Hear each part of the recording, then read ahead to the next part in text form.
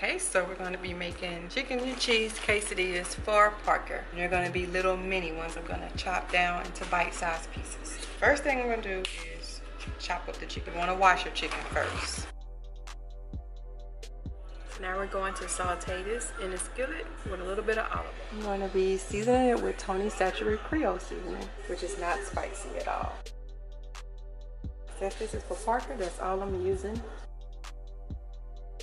Okay, the chicken is done, and now we can make Parker's quesadilla. Okay, we're going to first put some butter, and I use Blue Bonnet butter.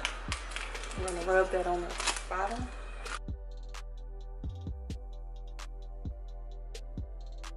I'm going to lay our shells down. I'm going to put our cheese down, only on one side.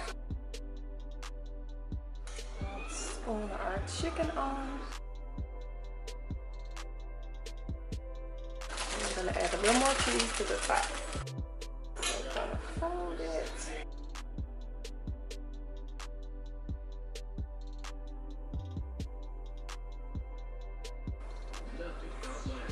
Looks good. And it's ready. This is how they look. And now I'm going to cut them. I'm going to use a piece of roller to cut it.